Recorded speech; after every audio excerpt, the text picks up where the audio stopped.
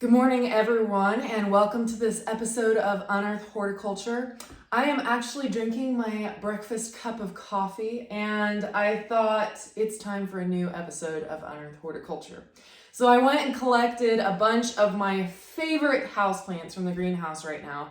Now, I didn't say favorite all time. I said favorite current houseplants in the greenhouse. So I thought I'd show you a little bit of what I've got going on, what plants I think are the coolest right now, and talk to you about why that is. So without further ado, let's unearth some horticulture.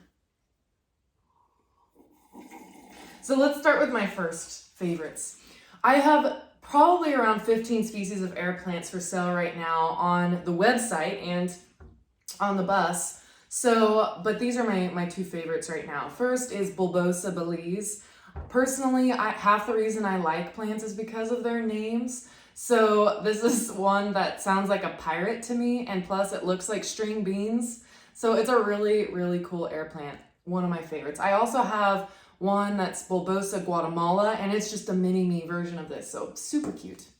This one is called Streptophila, and it's got a very curly growth habit. You can get Streptophila air plants where they're more stretched out leaves or more curly and tight like this, kind of like people and their hair.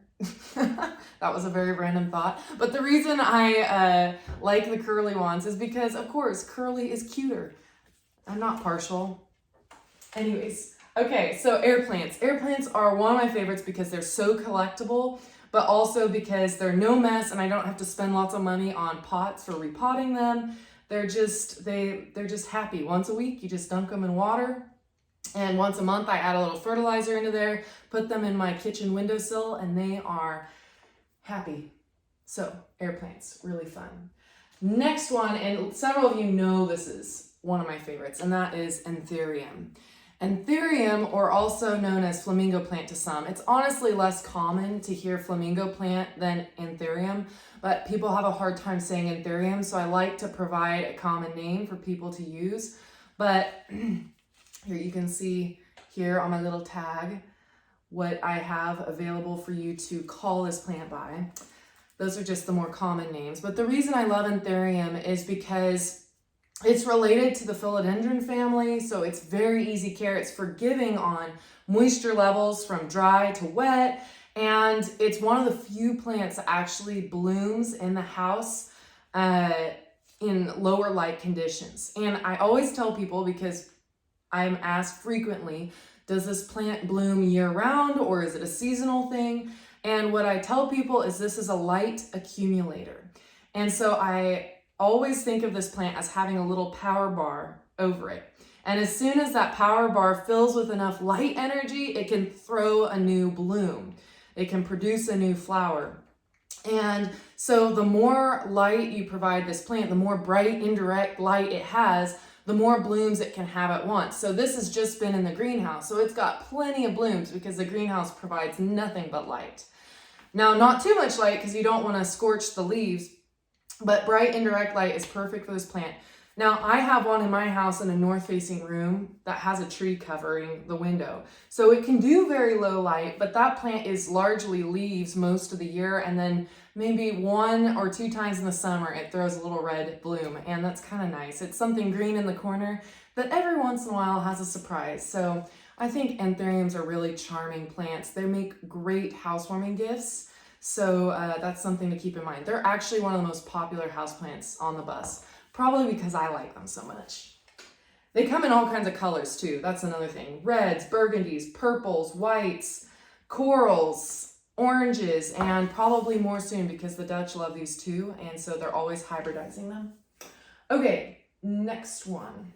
Since we talked about low light, I'll talk about this one. Everybody pretty much knows what a snake plant is, or mother-in-law's tongue, as many from a bygone era have been referring to it on the bus. I don't know if that's so much a bad name for the plant, it's just a long name for the plant. So snake plant is a lot more common to hear this by, or Sansevieria is its previous genus. It is now in the Dracaena genus, which has made ripples, but anyways, it's a fun plant. This particular cultivar meaning cultivated varieties. So a breeder worked on this Sansevieria or this snake plant. This is called Gold Flame. And the reason I love Gold Flame as a snake plant is because, first of all, it's really bright in color. You see how much yellow is in this plant, and then also it looks like brush strokes just streaked up the sides of the leaves. So this is probably my favorite cultivar of snake plant. Snake plants are always great because low light and low water. And for this neglectful grower, that is the perfect duo. All right, speaking of low water, let's talk about some of my more drought tolerant plants here that I love. This wacky guy is a roadkill cactus, and everybody gets a big bang when I tell them that on the bus. A roadkill cactus, or Consolia is the genus of this cactus, is so named because it is flat. You can see how flat the pads are. And unlike the flat pads of prickly pear, which is native to Kansas, or Apuntia macrorhiza, this plant, this cactus, is very slim pickings where spines are concerned. So I always tell people it's like petting a cat. You don't want to pet down, but you can pet upwards. And then you won't risk spines actually poking you. But this is a really great cactus for kids. I'm actually considering keeping one because I think it's one of my favorite cactus personally of all time. I also love old men cactus. If you've seen them, you know what I'm talking about, but they have white filaments on the outside of their cactus, and I think they're lots of fun. I like non-pokey cacti as well. Anyways, so next up, I've got a bigger guy here. This is a Peperomia obtusifolia, and it's also known as baby rubber plant, but this is a marble cultivar. That's what it's called. And you can see it's flowering profusely right now. And many people don't realize, and I've talked about this, I think, in the flower morphology video before, but this is actually a flower spike right here. These tentacly things are the true flowers of this plant, which makes it really cool. This one's really wacky because it's like a Siamese triplet or something, but it's kind of mutated there, a mutated flower spike. But this plant is actually in the Piperaceae family, which is the peppercorn family. So you should definitely Google what the peppercorn plant looks like because it'll make a lot of sense to you. The peppercorns form along these microscopic flowers on the spikes before they're dried and harvested and go through that process. But the reason I love this variation of Peperomia is because Peperomia obtusifolia, the species of plant, is the most easy Peperomia to take care of. It is so tolerant on watering on both spectrums, and it's very tolerant on light levels, pretty much. I mean, it's still a medium, indirect, bright light kind of plant, but it's the most tolerant Peperomia there is. And I love the variegated variation of it. It's really unique and interesting. But peperomias are known as semi-succulent. So they're leafy like this, but then they hold a lot of water in their leaves. So they're very forgiving on dry down. That's why this is one of my favorite plants of all time, favorite house plants of all time. But I'm trying to think if there's anything else I want to tell you about this plant. It's a very cool plant. You can get this peperomia in green. You can get it in, there's one called Ginny, a cultivar called Ginny that has some pink tones in it. There's lots of variations of obtusifolia. The reason the Latin name is given to this plant, obtusifolia, is because the leaf ends, the leaf tips are obtuse. And obtuse literally means they're rounded. So you can see its leaves, the foliage is rounded. So obtusifolia. There's a little Latin lesson for you. Basically, plant names, scientific names is like learning another language. I've always said that. I don't know Spanish, which bad on me, but I do know Latin plant names, so it's kind of a second language. Moving on, the next peperomia that I'm going to show you, because I love peperomias actually, but very specific ones, is a cross of Depiana and Quadrifolia. So this is actually a hybrid peperomia, and let's see if I can show you without the light from the floor getting in the camera. But this is a vining peperomia, and it's also got obtuse shaped leaves. But what's cool about this one is I think it's a lot of fun. It's a happy trailer. Its leaves all face upward on the stems. They're always facing up rather than every which direction like a lot of trailing plants do. And so it kind of has this bouncy growth habit that makes it really cheerful. And I just think the flat look of the plant is really cool. They're very fast growers. And again, very tolerant on dry down. Can you notice the theme for me? I like plants that are tolerant of care levels. And mainly that's because I know my customers are interested in that too. So Peperomia Hope, that is the official cultivar name of this hybrid. Really cool plant. All right, let's see. What should I do next? Since we're talking about drought tolerant plants, let's talk about this one. Now, many of you know, okay, this looks like a ZZ plant, but there is one thing that's different about this ZZ. This is called Lucky, this cultivar of ZZ, because it also has obtuse leaf tips. You can see they're rounded. And normally, and I'll throw a picture on here, ZZ plants have pointed leaf tips. So this is a variation of ZZ plant that's really cool. And breeders are working harder and harder on developing different types of ZZ plants that are cool. So you've all probably, well, I shouldn't say you all have, but one popular one is called Raven. And Raven is a black ZZ plant and actually is patented by a producer down in Florida. And so they're around, they make their rounds. There's another one called Zenzi, and I have one of those in my personal collection. Zenzi is a dwarf variety of ZZ because these things can get monstrous. They can get huge. And then Lucky is the newest one I've seen, and I'm very tempted to keep this one too. The best part about ZZ plants is that they're easy. Easy ZZ, right? ZZ is actually short for Zamioculcas zamiifolia. They're native to South Africa, really awesome because they form bulbous geophytic structures. Geophyte means underground storage organ of the plant. So it stores nutrients like starches and water so that this plant, when it goes through wet, dry seasons, which is very common in the region this plant is native to, it can go for long periods of drought and still look happy. But then it also loves the humidity of the wet season. So it can go crazy if you give it heat and humidity and water.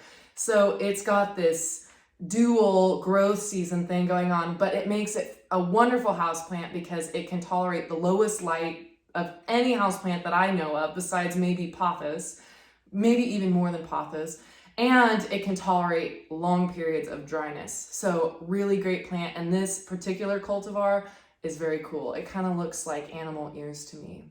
So this one's called Lucky, and I have 3 of these right now, so you should come hop and grab one before they're gone. All right, so ZZ. Let's move on to this guy. I've got a couple of ferns with me because I never used to think that I was a fern girl because ferns can be a little tricky, but it's all in finding the right fern. So this one I love. This is Crocodilus, and you can see why this crocodile fern gets its name. Its leaves are actually super, the venation looks very reptile-like. And so this is a really great fern. One of the main hardships with ferns is that when they dry out, they get really crusty and they litter everywhere. If you've ever had a Boston fern or a maidenhair fern, they can be hard to take care of because the pinna, which is the little leaflets on a frond, so pinna is just the fern morphological term. And I should put a link to my fern morphology video down in the description below so you can see that, or I might be able to throw a card up here in the video. But the pinna, when a Boston fern, that style of fern that has fronds that are dissect like that, they are very tissue paper thin. So when they dry out good and they dry out fast, and then they litter all those pinna on the floor all over the place. And it is a mess. And one thing I don't like is messes. So the reason I love crocodilus fern is not only because it's so cool looking, but because its leaves are what we call entire. They are simple leaves that are entire, the fronds. They don't actually have dissect pinna. So when this dries out, if I ever let it dry out, it might get a little brown crustiness on leaf edges, but this plant is so much more forgiving and it's not going to create a mess. The way I handle mine is I keep a saucer under the plant and then I fill it with water whenever I think of it. So it's got this constant moisture going on to the root zone, and I don't worry about causing root decay in the crown or crown decay by watering it overhead, because that tends to also be an issue with ferns. But crocodilus. Ferns also can tolerate pretty low light, so that's really great about this plant. All right, next one. Okay, I have one more fern with me because I love them. This is the staghorn fern. And the reason this gets its name, this is native to Australia, is because it has very fuzzy leaves like a deer's antlers can be, but also because as this plant matures, this is a little baby, the leaves become dissect like antlers. And I have one that is grown out a little bit bigger. It's a little crusty because it needs to be repotted, and I haven't been able to keep ahead of watering, but I'm going to show it to you regardless because this is some authenticity for you. Even a horticulturist can struggle with plants.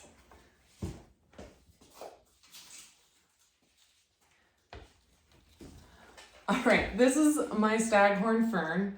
And as you can see, I mentioned it's crispy. It's lost a few leaves, but this is a beast. Look at this plant. There is no other plant like the staghorn fern. In nature, they're epiphytic. So that means they grow up in trees, and they use what's called a shield frond. This plant actually has two types of fronds, and the shield fronds, the round part here at the epicenter of the plant, and these attach themselves up to the trees, and I've read that they can actually sterilize the water that runs through them, which is so wacky and cool and part of why I love horticulture.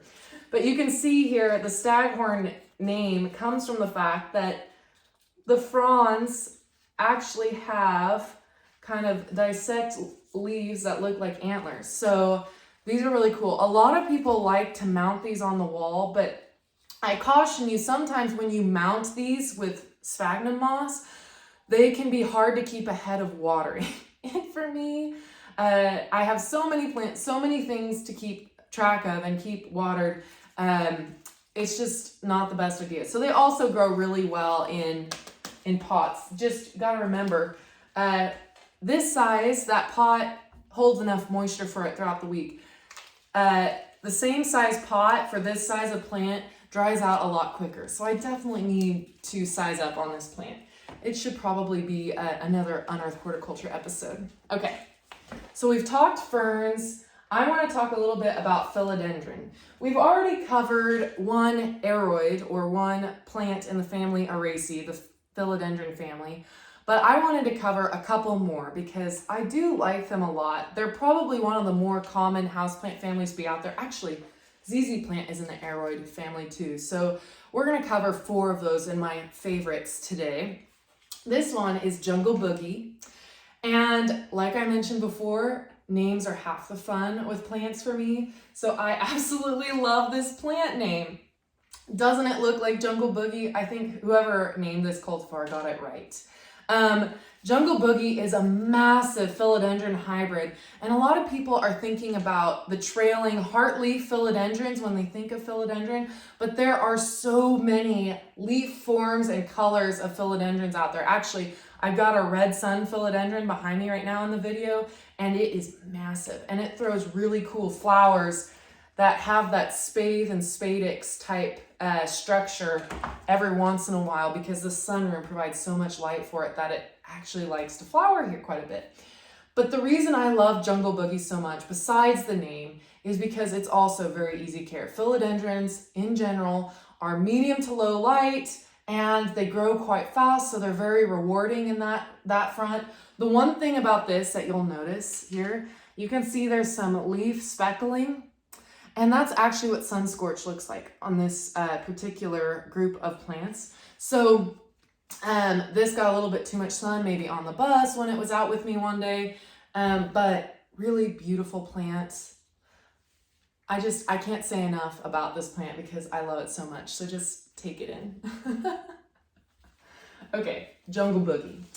The last aroid or plant in the family Araceae that I love, and you probably all have seen one of these in your day, if I can get it untangled here. This is a pothos or pothos. Its Latin name is Epipremnum. And this is particularly an Epipremnum aureum, and that species is commonly what you see in houses in your grandma's house that has been around for ages and ages and ages. Another common name is devil's ivy because this plant actually maintains its green color even in absolute darkness, which is very creepy because usually what gives plants their green pigment is chlorophyll. I'll give you a little science recap. And chlorophyll is a pigment triggered by light. So the fact that this stays green is kind of creepy. Most plants turn white. If you've ever seen white asparagus, that is achieved by mulching over asparagus flower tips as they start to emerge to keep the chlorophyll from starting to be created in that plant. So that's just one example of what happens to a plant when it's in darkness. So that being said, pothos is one of those plants like ZZ plant that I recommend for dark areas. It loves humidity as well, so it's a great bathroom plant. This is a cultivar of pothos that people often confuse with one of the more common types called golden. And golden, I think I have a picture. I definitely have a picture I will throw on this video so you can see what golden looks like. But golden has gold flecks in the leaves, but green stems. This is a favorite pothos of mine. It is called Sun Queen. First of all, again, the name. I love names. But the reason it's called Sun Queen is because the stems are yellow. They're golden. Can you see that? So this variation of pothos is really quite lovely because of that little tidbit, that little unique part of this cultivar. The other thing about golden or Sun Queen pothos is that I do feel like their variegation is a little bit more streaky and not as much like a fleck of golden. As with most pothos though, their coloring does disappear in lower light levels, so that's something to keep in mind. But yes, this is probably my favorite pothos cultivar right now, at least of the Epipremnum aureum species group. There's another species group called pinnatum that's starting to circulate around, Epipremnum pinnatum, and they have narrower leaves and they actually start to split, have holes in them like the monsteras, the Swiss cheese plants do, but it's a little bit more sporadic. But the more common one you might have seen around is Cebu blue. It's got kind of a blue-gray sage color to it. And then Neon and Albo are two that I've had on the bus. So Neon kind of looks more like a golden pothos, and then Albo has white variegation in it. Very cool plants. I'm going to throw some photos on here so you can see what those look like. But their Epipremnum pinnatum is very different than Epipremnum aureum. So you can see the difference there. The main difference is that these will produce leaves even when they're just trailing out like this. Epipremnum pinnatum, actually, if you don't give it something to crawl up, like a wall, a trellis, or a pole, it will stop producing leaves at each node and just start throwing roots at each node along the stem so that it can start climbing and reaching for something before it starts producing leaves again. It's kind of a weird adaptation, but plants kind of have a mind of their own. All right. I think I only have one more left to talk about today, and that is my rubber tree here. This is my favorite rubber tree. It's a type of ficus or fig, so you might have heard of fiddly fig. Ficus elastica is different from Ficus lyrata. Lyrata is the fiddly fig. Ficus and lyrata, actually, if we're talking Latin roots here, lyrata's root is lyre, L-Y-R-E. If you've ever heard of a lyre, it's an instrument. And fiddly fig, literally a lyre is shaped like the leaf of that plant. So its name is Ficus lyrata. There's a little nerd fact for you. But Ficus elastica, or rubber tree, is probably the more easy ficus to take care of. And this cultivar is called Ruby, and it's my favorite because it's so colorful and beautiful. And look how big this species is. In fact, this specimen is. I actually just hit myself in the face with this. But I love rubber trees because they grow so fast. They grow straight up and tall. Actually, I just started working on a little project for my collection, and I'm going to show you what it is. All right, this is what I would like to call the tour of Ficus elastica, or a rubber tree. You know how at Olive Garden you can get the tour of Italy sample platter? Well, this is just a sample platter of rubber trees. I really like this plant, and one of my favorite things to experiment with is plantings of houseplants in the same pot. So you can do that, and I probably should do an Unearth Horticulture on this, and I actually, you know what, I will. But combining plants that have similar grow requirements, you can actually put them in the same pot, which is lots of fun and very cool.